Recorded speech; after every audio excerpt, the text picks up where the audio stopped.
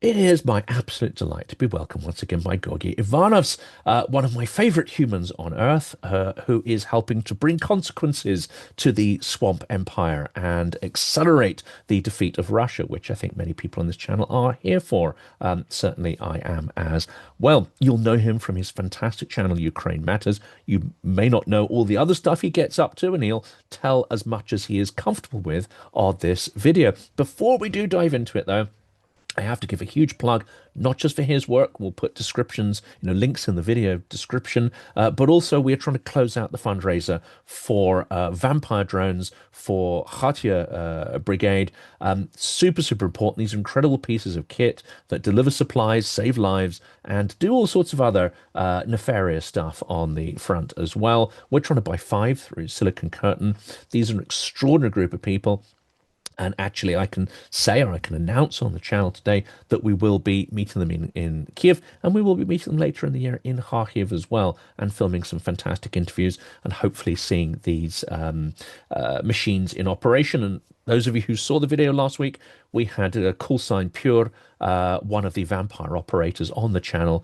If you haven't seen that, that is an extraordinary insight into how these machines are deployed, and of course, the extraordinary how do you put it, mindset and will to triumph that comes when you speak to both veterans and active service people as well. So please do check that out. Do help this fundraiser. Let's get it over the line. Georgi, welcome back. Yes, Jonathan, let's freaking go. Another time we're meeting, this time online. Very nice. Welcome to you. Welcome to your audience. So glad to be here.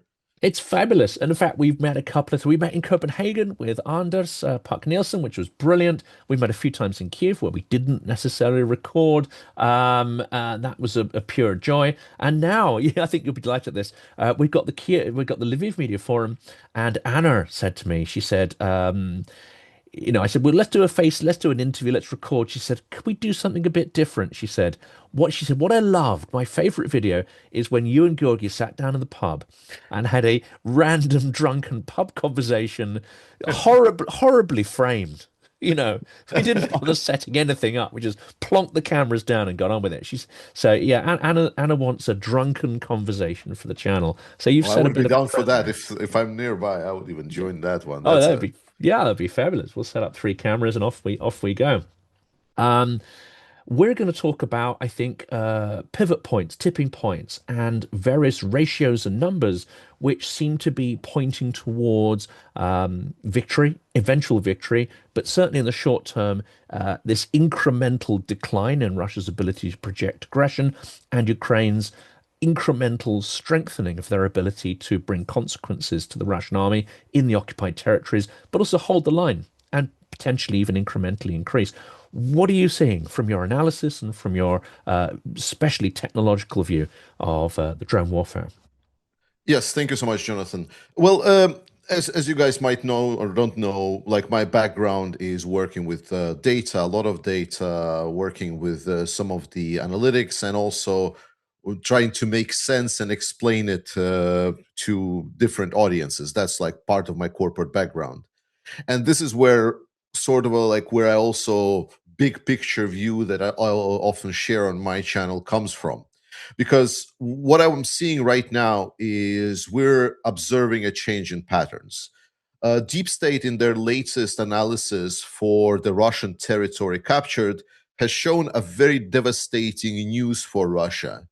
Um, if you would look at that chart, you will see that over the last couple of years, usually Russia would be active and gain territory actively around the winter, and you would see like an increase in territory gained, and also then in the summer it will see territory gain, and there would be also a couple of dips in between those 2 points, usually a bigger dip after the winter towards the spring, and a smaller dip at the second part of the year. So this big dip was happening approximately at the same time this year, but the dip was a lot more noticeable than it was in previous years, just because Russia was gaining pretty, I don't want to say good territory, but a lot of people are arguing this was one of the most successful years for Russia in 2025, despite the fact that everything indicates that in absolute numbers, it was pretty pitiful. It was less than 1% of Ukrainian territory gained. But the core is that after Russia kind of exited the winter campaign, they got into this dip. And a lot of people have been stating that Russia already going in has experienced certain troubles. Like Ukraine has increased the number of strikes on the Russian forces, that the Russian offensives have not offensive, but like attacks and the charges that they're doing with their armored vehicles and so on have been a lot less successful. And Ukraine also rolled out a lot of new initiatives that helped control the battlefield more securely. So when the dip happened, everyone was like, well, this looks pretty bad for Russia, because this goes pretty deep. Russia basically stopped gaining almost any ground. And then Syrskyi announced some, I believe, four weeks ago, he stated that Russia has resummed their offensive campaign, and now it is ongoing for their spring-summer campaign, but Ukrainian forces are prepared. And what happened was that we saw this dip very hard in February, then it was March, which was a bit better, and then there was the question, what's going to happen in April? Because by all metrics, in April, Russia should be doing better, because, you know, they've ramped up their attacks, so they should be gaining more grounds. But what we saw in April was lower performance of Russians than they did in March. So instead of going back up, we saw the breaking of that pattern where actually it started going back down. What this indicates for me, big picture, is that Russia is having big trouble restarting their offensive.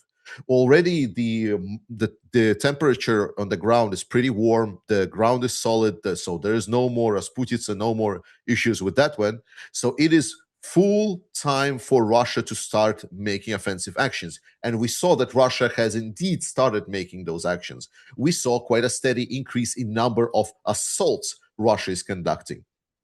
But those assaults didn't materialize in territory captured. And last week, by last week's estimates, if we kind of combine some of these, I believe the last 2 months in total, you get the average territory gained of Russia of about 4.5 square kilometers per week, per day.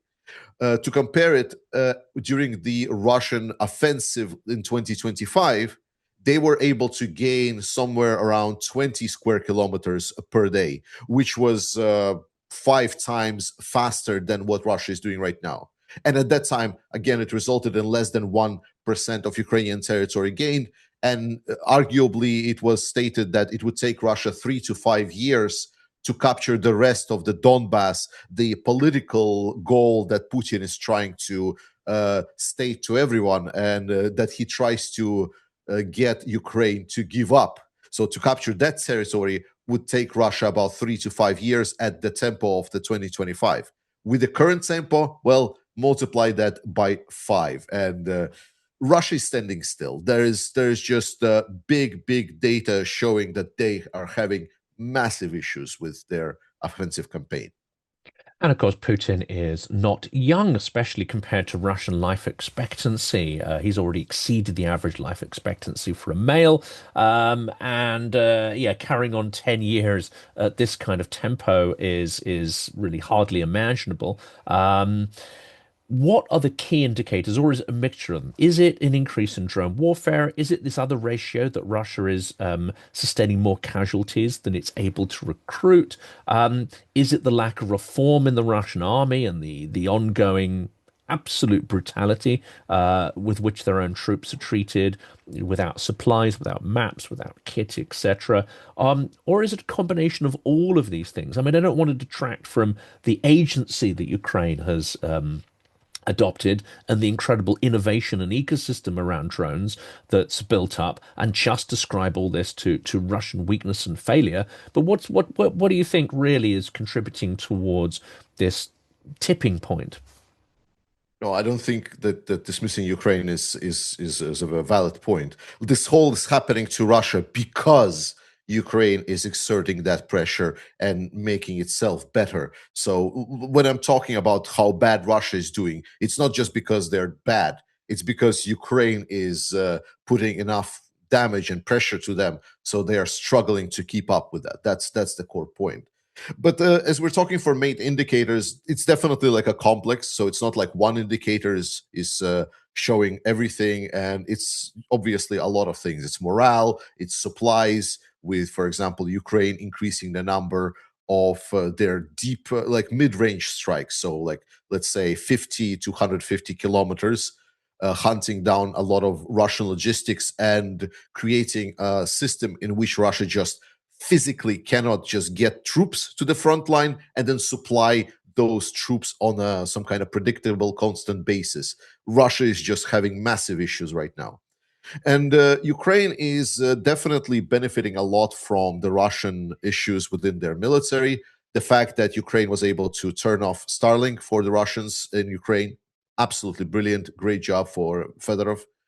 Secondly, the fact that what turning off Starlink also overlapped the Putin's paranoia and shutting down the Telegram, which is the messenger app that Russians have been using nonstop, and they have been using it to communicate in between units. Russia historically has had very poor communications, and that's why they were using a lot of these commercial solutions.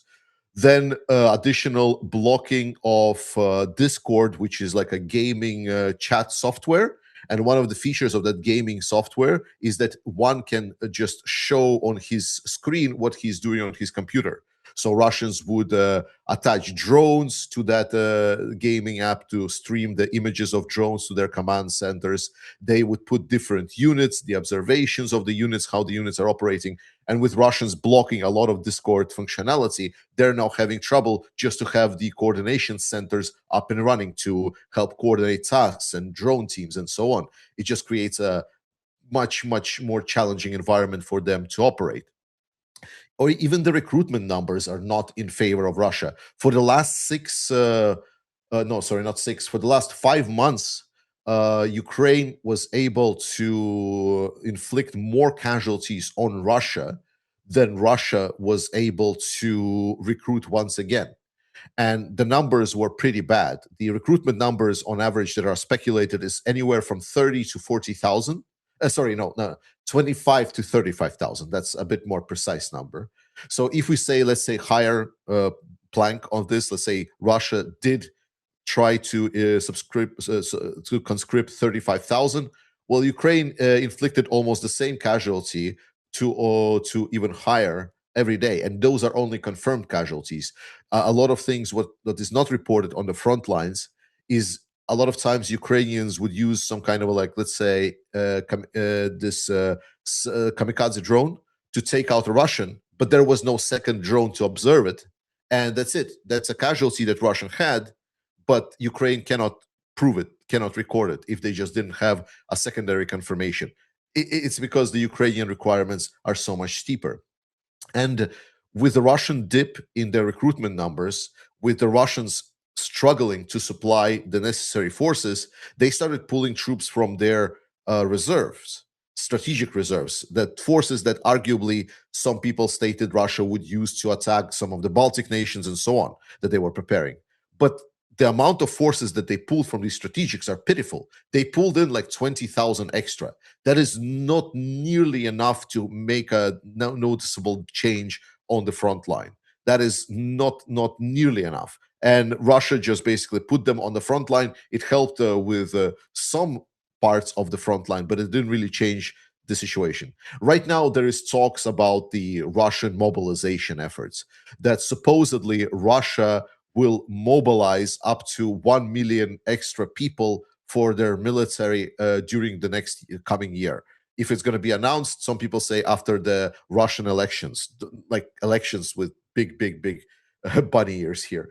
And the problem with that is that 1 million people is not a lot of people for modern warfare. Like, I know it sounds weird, but it's like, wow, but if Russia gets 1 more million people, that's crazy. But for Russia, offensive operations, isn't it? And yeah, Maxim Kalashnikov and Solovyov and others, I think, made this point last week that they need 5 times more people than Ukraine has defending in order to have any chance whatsoever. And that's assuming you have the equipment, you have the tactics, the maneuvers, the hierarchy, the training. They have none of these anyway. But I think there's some recognition amongst the turbo patriots that actually they have nowhere near the numbers to even hold the line, let alone make any kind of incremental gains. And this is exactly where you are right, and we are seeing, like, to be honest, I am shocked. I think on my channel, I might even drop making any scripts because I can just go read what the Russian Z propagandists are writing, and it's so much Russia losing stuff that people, if I would just read them without showing, people would say is like, well, Georgia, you're not even filtering information about, like, like this is like you're going, Ukraine is going to win all the way, because Russian Z propagandists right now are stating that at the current rate, even if they mobilize 1 million, as you said, it's nearly not enough. They need like 4 or 5 times more, mostly because the ratio of manpower, if you just want to sort of overwhelm the Ukrainian side, they would need a lot more manpower. Drone warfare is extremely defensive focused warfare, the current warfare on the front line. And if beforehand, like having like 2 to 3, let's say, number of people ratio compared to the enemy would allow you to essentially push through the enemy, drones and ratio of drones that there are on the front lines is just insane. Even if you just have more manpower, more men that you just throw at the task, it's not solving a lot of issues for you.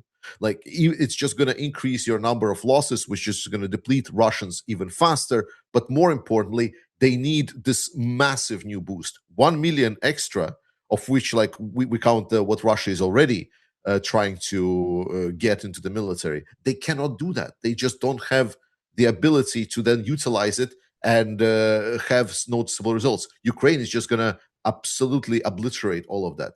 Yeah. So, as I said, like right now, all of these indicators are pointing towards there's massive systemic issues within Russian military, and they're having huge issues on the front line to capitalize on literally anything. And Ukraine is becoming stronger and stronger and stronger. And then we have, the paranoia that is building in the Kremlin. And I hear from some who do have actually real and close connections that actually some of this might be not overblown, but all this sort of rumors of coups and this, and Shoigu is forming a alternative faction, whatever. There are certain experts who say this is just fanciful. And yet these stories are doing the rounds very intensively in international media, where the level of deep analysis and knowledge of local area knowledge is often low. But this is starting to feel a little bit like a psychological operation. And I can see why. The Siloviki have potentially hundreds and hundreds of thousands of men in their ranks from the various, branches of the intelligence service, the FSO, the FSB, the Rosgvardia, etc. There are hundreds and hundreds of thousands. If they really want to raise an army of 1 to 1.5 million, they could do it, but they'd have to start pulling from the ranks of these. But of course, one great way of preventing that is to make sure that the regime paranoia is such that it feels it needs a huge army locally to just sit on dissent and protect the Tsar, protect Putin. So I wonder whether some of this is a sort of psyop to generate the internal friction and paranoia that ensures that none of these Siloviki class are sent to Ukraine. I don't know if it's paranoia or not, but it's definitely a lot of wishful thinking on the Western side. This is kind of like the same as Putin is sick and is about to die narratives. Kadyrov is sick and is about to die narratives, and so on. It's just wishful thinking projection that's like, oh, something's going to happen and so on. And for me, what absolutely, like, where I dismissed it completely, where I said like, okay, this is like someone's just like fantasizing. He heard something from someone from somewhere, where I don't even care where he heard about it. Like, for me, they said it's going to be Shoigu that's going to be going against Putin. Shoigu. That is, it's so hilarious to anyone that kind of understands what it, that it doesn't even make sense, because Shoigu, not only he's like low ranking and not very liked in the Russian circles altogether, but the fact of the matter is that he has been neutered after he has been ousted. he hasn't been windowed Russian style. True, because he was part of the Putin's inner circle. Like there's sort of a like unwritten code. Like what is it in mafia? Like a made man. Like there was a mafia. I believe it was the movie Goodfellas. It's like Untouchable in some yeah. So senses, he's yes. sort of a like you shouldn't touch it because he then is going to influence other people that are inside of those inner circles to start thinking negative thoughts. But it's like, okay, we keep him alive, but we neuter him. He has like, is a dog with no balls. All of his like contacts, surroundings, generals that were close to Shoigu, they've been ousted or gone. Like he doesn't have any real power. He has been basically dismissed. He is just like a wreck of history. And when like there's like someone tries to explain to me, it's like, well, Putin is about to get toppled by this dog with no balls. You're like, what are you talking about? Like, what fantasy world are you living in, and so on. It's sort of like, can this happen? I mean, I guess in the same way that I can meet a dinosaur tomorrow walking around the street. So yeah. It's a similar with the Z Patriots. I think the audience will have to excuse the phrase here, but what we see from the Z Patriots, their outbursts of whinging and anger, is a form of performative dry humping. There's nothing real there. They've had their bits removed. They have no real power, but they can bemoan their loss of privilege. They can communicate a certain grievance, not because they want to topple the regime, just because they want to guide the regime to reinstate their privileges. So it's not in any way a kind of structured political process. So things will go on. I mean, is it your impression that, as it is mine, that Putin will not stop? He cannot stop, but he also will not stop. He doesn't have any mechanism to in any way make concessions or enter into a dialogue or enter into any kind of negotiation. He's simply not built like that. So this thing is going to keep going and going and going until there is some fracture. Yeah, absolutely. I mean, that's been Putin's modus operandi all this time. Um, Two very simple rules. One, if you are in a weird situation, just wait it out. Like at some point, something is going to change and you're going to have an opportunity to capitalize on it. And Putin is not a strategist. He's very much an opportunist. Like every time there's like some kind of challenging things, you can start seeing the patterns over his history. He's either disappearing or kind of stops communicating. So he freezes the situation. Like he's like out there. So everything that's going to happen is going to happen without him being present. And then like when there's like some kind of a sudden opportunity where he can capitalize on certain things, that's when he's going to like, yes, I can do that. Let's try to do this. That is one thing. And he has been proven pretty much, like, I don't want to say fully right, because 2026 has been absolutely devastating for Putin. But 2025 was pretty good for him. It's like, oh, he had issues with United States. Well, Ukraine just lost the United States. Trump is now stating Putin is a trustworthy source that wants to make a deal. Like he is almost this close to bring essentially Ukraine to him on a silver platter, at least something that he can very clearly sell as a victory. So in his mind, like his plan is always working. And he sort of saw over the years that Russia is drifting towards potentially a more favorable conclusion of this invasion of his. And second thing is whenever challenged, always double down. That's it. That's like two simple things. It's like whenever like someone tries to pressure you, you pressure him instead. Double down on everything. And he has been acting always like I dare anyone to try and find me like something that he's done differently. I actually would love to learn if you can find it, but like I'm pretty sure that there has never been the case that he didn't do so.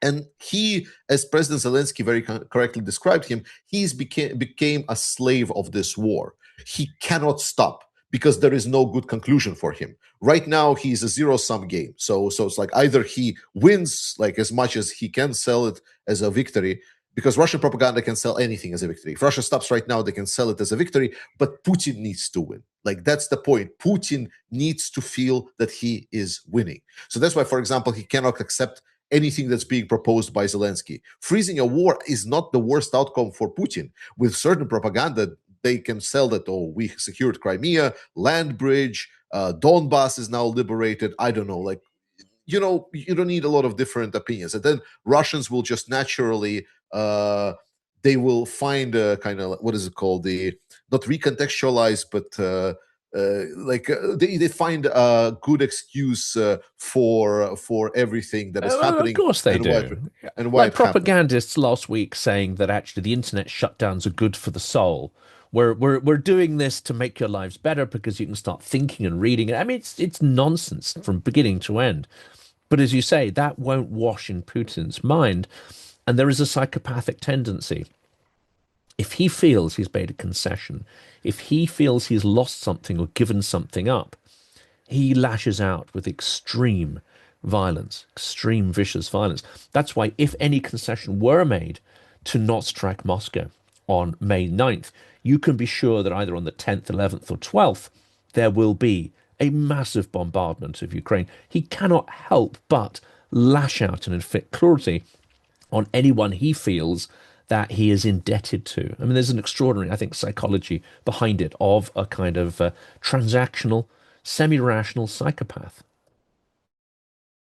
Maybe I'm not really good at analyzing Putin, and to be honest, I mean, like in depth, like Yep. and like But we see the what is pattern, don't driving we? him and so on. We, But we I see can the know pattern that the every patterns. time, Yes. you know, he hits Kiev, every time there's been what's perceived to be, a concession, you can almost time it to the minute the strikes that are going to follow. So we don't have to analyze him psychologically. We can look at the patterns of behavior and action. Yeah, that is true. So overall, there is so much that is right now going wrong for Russia. It's incredible, to be honest. So Ukraine has now financial stability for the next 2 years. There is also strong political stability with Orban gone, and we see that after the Yerevan summit, there is a consolidation around Europe, around stronger pro-Ukrainian position. So instead of someone filling the void that Orban left, we see that that void just getting completely collapsed, and instead the pundits of pro-Russian drift are kind of stating, well, maybe we should like kind of stick with Europe for now because money, they love money, and they don't want to give that up. So all in all, right now is not the worst case for Ukraine to be in, and arguably the best position Ukraine has ever been since the start of full-scale invasion, and or arguably even from the start of the war, because Ukraine is in a very dominant position right now. Zelensky is clearly driving it. Uh, there have been like all of the pressures on Zelensky sort of got removed, like the whole Damocles sword that was hanging over Zelensky with Trump and Putin negotiations. After Trump absolutely failed in his Iran campaign, he neutered his essentially uh, foreign policy and perspectives on him being the playmaker or anything. So whatever he says right now is completely irrelevant. That's why it's very good to be a Ukrainian supporter right now. And let's turn to the drone aspect because I think this is a really important one to focus on because there's so much misinformation out there. There's so much marketing spin out there. And we've talked about this a number of times where Ukraine has this system of proof. You have to prove the target was taken out, the value of that target. You get given points. There's a culture of honesty, but there's also real checks within that system to ensure that you're building effective technology. And of course, there's the mechanic to drive down costs. This is an extraordinary ecosystem and it's transforming the shape of warfare. We were, I think last time we spoke, we were concerned that actually there are many in the European supply chains that either don't get this or aren't aligning with it or are continuing with a more traditional aspect of defense primes, which is just to invent stuff. Yeah, this is tested in Ukraine. This is wonderful. But actually, when these things are delivered and ridiculous amounts of money spent on them, they just sit in a stack in a shed somewhere near the front, useless. They can't be adapted. They can't be used, and etc. Are you seeing some transformation in the ecosystem, not just in Ukraine, but actually in the European ecosystem, of what it commissions, what it's developing, what it's testing, how it's going about doing that, and maybe tackling a little bit of the bullshit that unfortunately makes us weak. A little bit, but not much, unfortunately. Like we still have that. There's a lot of awful pipelines. There is still this understanding that it's sort of like we want the technology, the knowledge on how to build these drones. We just don't want to build the actual drones. It's kind of a weird paradoxical situation that majority of the actual things that are being created is basically Ukrainian tech that is being now, um, how do I put it? So Ukraine is a restriction on exporting a lot of military tech. They cannot just freely, for example, give the ability for any companies inside of Europe or United States to start producing it. So everything that is happening only through the manual control of Ukrainian government. So let's take something like Saudi deal, right? The interceptors, and there's a company with their interceptors that wants to work to produce for Saudis. It's not a free market. It cannot be just a Ukrainian company that says like, "Hey, we're going to apply for this partnership opportunity and we're going to provide our product." No, it's a Ukrainian government that says, okay, this company, this company, and this company, you're coming with us, and we're going to be selling your produce to the Saudis. It's manually controlled, so there is no exchange in technology. The same goes for the Octopus drone from the United Kingdom, an example. Some other drones that are being now produced in Germany and other places. They also have different types of agreements. It's not the best case scenario because Ukraine has a lot more different technology, and the fact that it's giving a lot of priority to different company creates these major corruption issues. Fair point. That is creating big issues within the Ukrainian society and also kind of diminishing a lot of that aspect as well. That said, however, overall, Ukraine is drifting towards utilizing more and more their made technology and kind of just said, like, just invest into us. We're going to make what we need. And buying from the allies, not what they're willing to give to Ukraine like it was earlier, but rather what Ukraine kind of orders. So whenever we're talking about investments into the European states, where the investment go, that there is like an additional sanity check that comes from Ukraine. But when we're talking about individual programs for a lot of individual NATO states, then a lot of this is still being like, it's like, oh, what do you want to do? You want to like make drones? Great.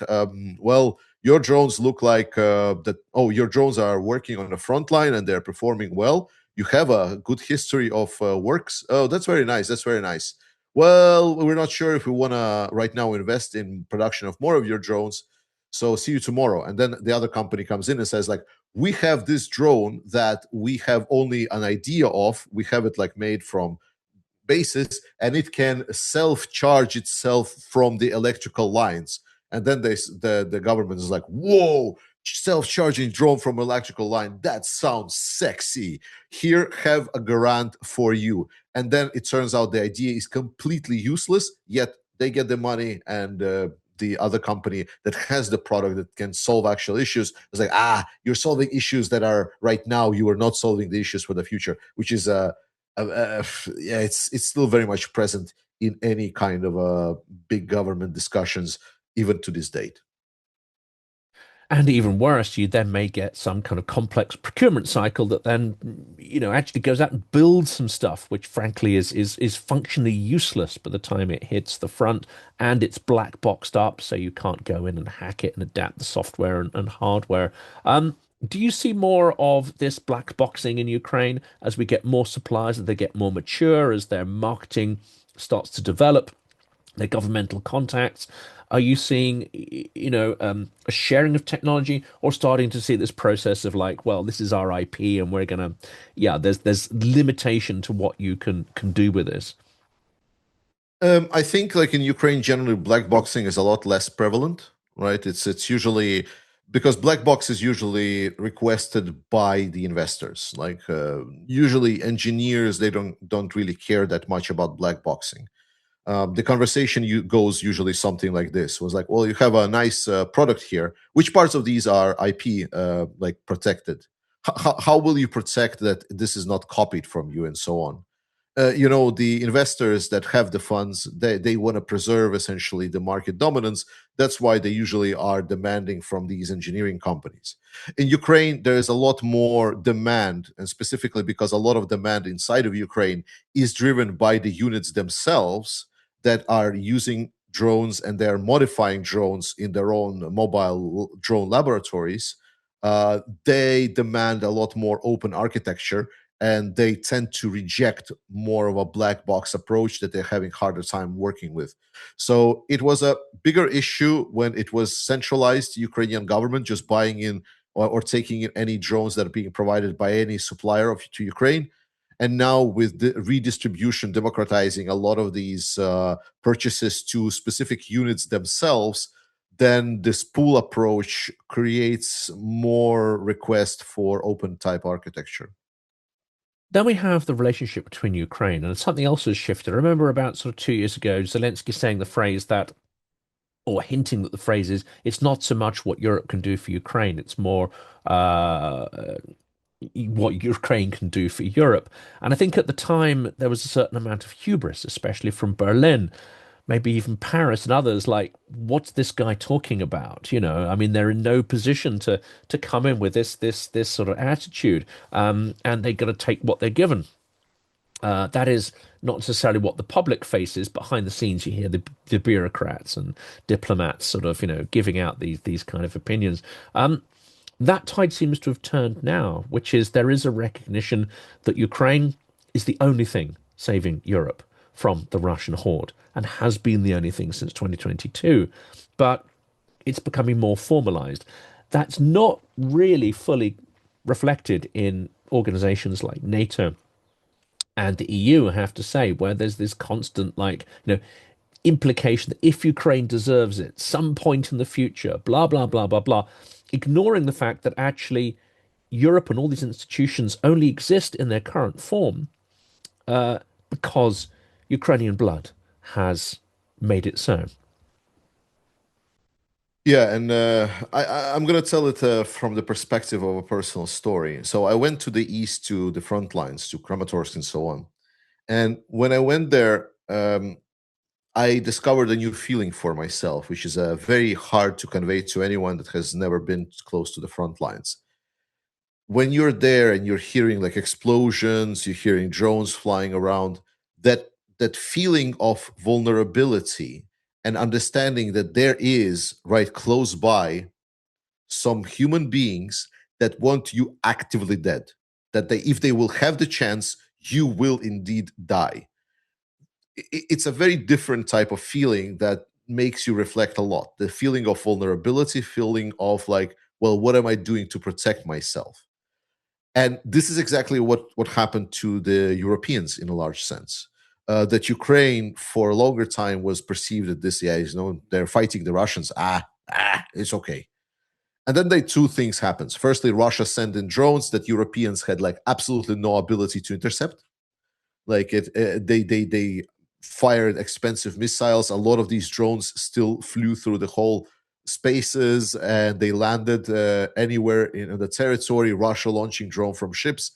It created a lot of that sense of unease. That's like, oh, we can get targeted. And then Trump also completely giving up on NATO, and essentially, well, by like right now, NATO is like technically exists, but I think everyone is kind of like, as an organization that is built on trust, there is no trust. So there is no trust that Trump will come to protect any of the NATO member states. So therefore, they suddenly find themselves in this vulnerable position that there is a factual enemy that can come and really mess their day up, and they have little to no tools to really go against it. And I always say to, like, yes, obviously Europeans have the tools to, let's say, defeat Russia, but Russia will still inflict a lot of damage. It can still inflict a lot of damage. And again, in a lot of our current politicians' minds, every time they hear the word nuclear weapons, they're shaking in their booth. They're like they just feel the warm piss just dripping into their sandals. That is like every time they're thinking about this, how they're feeling. And that's why they suddenly like, not good, not good. Let's talk about our options. What are our options? Is like, oh, Ukraine. Oh, of course. Wow, Ukraine doing great. We should help. Like maybe we should take some like maybe pointers from them. And this is how they're slowly got to like realization that yeah, like without a lot of big brother protection that's going to come and beat up the bully, suddenly you need to start thinking about your own defense, and they find themselves in a vulnerable position that they don't know how to react to, and their excrements start smelling a bit bad. Exactly. We've seen this in both the maritime and the land-based exercises where Ukrainian drone teams, very small numbers of drone teams, took out significant NATO assets using not just the technology but the tactics of drone warfare. And that seems to have caused, rightly so, a little bit of disquiet. There are others that push back in this hubristic fashion, say, ah, yes, but Ukraine doesn't have traditional air power, it doesn't have this. They haven't mastered the full combined arms at scale and blah, and blah, and blah, and all this kind of stuff. But there was a significant moment, I think, earlier in the year where Ukraine said, thank you for all the NATO training, thank you very much, but your training is no longer necessarily applicable to how we're fighting this war. And we now have people who can train some of these infantry basics, etc. But really, you've not integrated the lessons of this war. It's counterproductive. They've dramatically scaled down the number of Ukrainians coming for Western standard training. That ought to ring some serious alarm bells. I would say in the military across Europe, what is it we're failing to learn? And why do Ukrainians who are in this existential struggle no longer feel that we are the source of that kind of skill that they need? It's just a hubris. It's the thought that if we just throw money at the problem, it will just go away. Uh, the fear of commitment, fear of um, instead of like me explaining this, like I think I will quote. I believe it was Alexander Stubb that said it. If not, then please correct me. Maybe it was someone else that stated that we in Europe have grown to kind of like this weird sense of balance that we completely rationalized in our brain that Ukrainians are just fighting and dying there, and that's fine. That's not really our problem. And instead, like we should be actively helping Ukraine to defeat Russians, and that is not happening. And it's kind of the same thing. So a lot of discussions about the military and so on, they are being done in a sense of like, well, Russia can be a threat by 2030, 2035, and so on. Let's aim our programs towards then. Whereas the challenge is here and now, and yeah, we're just not getting the the how do you say, we're not fast enough to react to the certain things.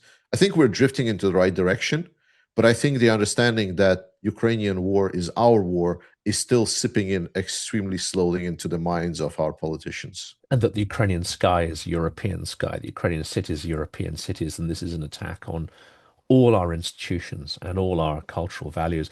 I find Britain curious in this, in that we know there are substantial special forces who are actively helping to reduce Russia's capability, and yet we are not scaling up on the conventional side. So it's as if we are doing perhaps more than most to bring about the direct defeat of Russia, but we are not equipping ourselves for our own defense, for the repercussions of that very involvement. And, Russia quotes us as being you know, often we're accused of being far more nefarious than unfortunately we have the resources to be, or even the willpower to be. So there's some really quite strange contradiction at the heart of British policy there. Maybe that's a legacy of, what we were once capable of and still can inflict on a certain level, but we haven't fully absorbed this mindset that Russia is a direct threat, not because it can invade our country, but that because it could potentially unleash full-scale hybridized warfare to absolutely, as you say, ruin our day or ruin several days in a row. Well, thankfully, Britain doesn't have to worry about these kind of problems for long. Uh, you have elections today that are happening, and you're going to have elections next time. And if we are to believe, it's going to be the Reform UK party, the same party that took Britain out of Europe, which was extremely painful and extremely economically damaging action. And now the same party is going to get elected as a majority party, and also obviously being very much Russia sympathizing. So Absolutely. yeah, Even if so some of its own members don't realize it, which is the the curious irony there. No, entirely agree. And well, I can tell you where I'll be coming. I'll coming to join you in Denmark or for sure. Kiev or wherever. I'm not No, sitting I'm just around. saying that the question of Ukraine will start to disappear from the British people's Yeah. minds, in the same sense that Ukraine right now is very much not the first priority of American people, to say the Yes. least. There's only Yeah. one, a bit of a nuance there. So Yeah, yeah, no, absolutely, and it's a very dangerous inflection point with the AFD in Germany as well. So the threat by no means has gone away. Putin will double down to get himself out of a corner. We'll continue to cover this and hopefully bring what is some realism to this rather than the fantasies that we see in some of the media speculation. Georgie, it's brilliant always to speak to you. Even better to share a beer, which I hope we'll do in the near future. And we'll set the cameras up again at wonky angles and with bad audio, but with lashings of beer. I look forward to that. Stay safe and hopefully you get the chance to meet soon. likewise, Jonathan, I'll see you hopefully soon, and stay safe, and Slava Ukraini. Haram slava, smert varagam.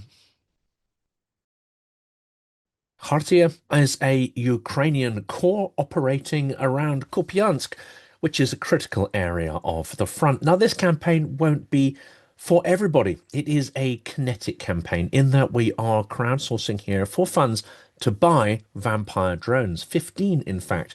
Five of those have already been achieved in this campaign, but we are looking to scale this up to get the full amount of 40,000 dollar US. That's going to Dzyga's Paw that are handling this. This is an incredibly important campaign. There are many creators who are taking part in this. My view is that it's not enough at this point just to help Ukraine to survive. It's not enough just to invest in humanitarian causes. Not everyone's going to be comfortable with this, but they have to remove the invaders from their lands. To do that, they need the skills, the munitions, the weaponry to achieve that. This is where these vampire drones come in. So please, this isn't a full polished promo. I'm still working on that, but the campaign launches today. Please do check it out and, of course, help in any way that you can.